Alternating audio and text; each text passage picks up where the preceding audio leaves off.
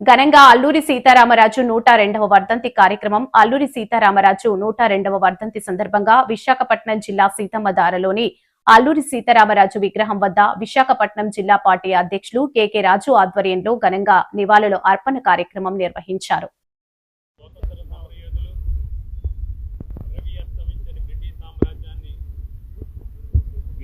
పోరాట విద్యల ద్వారా శ్రీ అల్లూరి సీతారామరాజు గారి 102వ వర్ధంతి సందర్భంగా ఈరోజు విశాఖపట్నంలో వైఎస్ఆర్ కాంగ్రెస్ పార్టీ ఆధ్వర్యంలో రాజ్యసభ సభ్యులు శ్రీ గొల్ల బాబురావు గారు ముఖ్య అతిథిగా ఈరోజు సీతందార్లో ఉన్న స్టాట్యూ వద్ద అల్లూరి సీతారామరాజు గారికి ఈరోజు ఘనమైన నివాళులు అర్పించడం జరిగింది. ముఖ్యంగా మనందరికీ కూడా తెలుసు, అతి పిన్న వయసులోనే ఒక పరమ భక్తుడిగా ఎన్నో వేదాలు అన్నింటినీ కూడా పఠనం చేసి తదనంతరం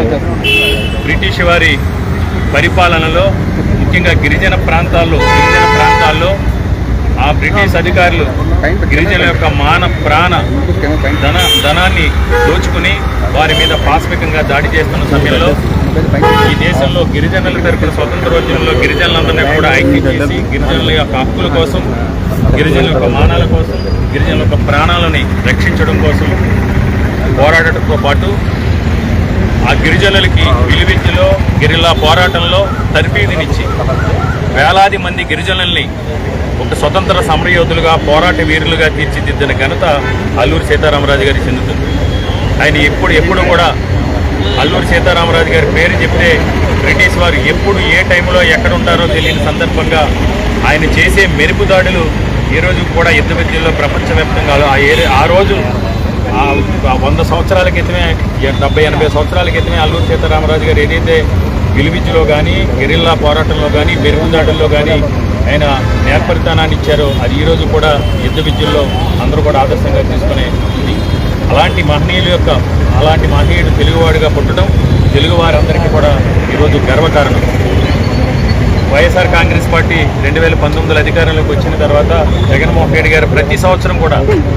అల్లూరి సీతారామరాజు గారి యొక్క జయంతిని కానీ, వర్ధంతి కానీ అధికార కార్యక్రమంగా ఆయన్ని గౌరవించే విధంగా, ఆయన సేవల్ని, ఆయన పోరాటాన్ని, ఆయన ప్రాణ త్యాగాన్ని కూడా ప్రజలకి గుర్తు చేసే విధంగా జగన్మోహన్ రెడ్డి గారి కార్యక్రమాలు నిర్వహించడం జరిగింది. ఈరోజు చూసాం మనం లాస్ట్ ఇయర్ జయంతికి కానీ, వర్ధంతికి కానీ, ముఖ్యంగా ఆయన పుట్టిన ఈ గడ్డపై విశాఖపట్నం జిల్లాలో ఆయన జన్మించింది పాండ్రంగి గ్రామంలో, ఆయన పోరాటం చేసింది విశాఖపట్నం మన్యంలో, ఆయన జన్మించి నడయాడి స్వతంత్ర పోరాటం చేసిన ఈ గడ్డపై కూడా ఈరోజు ఈ ప్రభుత్వం సీతారామరాజు గారికి సరైన ఈ నివాళులర్పించే కార్యక్రమాల్లో కానీ, జయంతోత్సవాలు చేసే క్రమంలో కానీ నిర్లక్ష్యంగా వ్యవహరిస్తున్నారు. అది మంచి పద్ధతి కాదు. ఏది ఏమైనా అల్లూరి సీతారామరాజు గారి యొక్క జీవితం మనందరికీ కూడా ఆదర్శప్రాయం. అలాంటి మహనీయుల యొక్క జయంతికో, వర్ధంతికో మనం ఏదో ప్రస్తావించి ఊరుకోవటం కాకుండా వారి యొక్క ఆశయాలను, ఆలోచనలు కూడా పూర్తిగా తీసుకుని అంతే నిబద్ధతతో, అంతే నిజాయితీగా ప్రజలకు సేవ చేసే కార్యక్రమంలో మనం పాల్గొన్నప్పుడే ఆ మహనీయుల యొక్క ఆత్మకి శాంతి చేకూరుతుందని మరొకసారి వైఎస్ఆర్ కాంగ్రెస్ పార్టీ తరఫున అందరి తరఫున కూడా మా నాయకులు, కార్యకర్తలు అందరి తరఫున ఈ కార్యక్రమంలో పాల్గొన్నారు.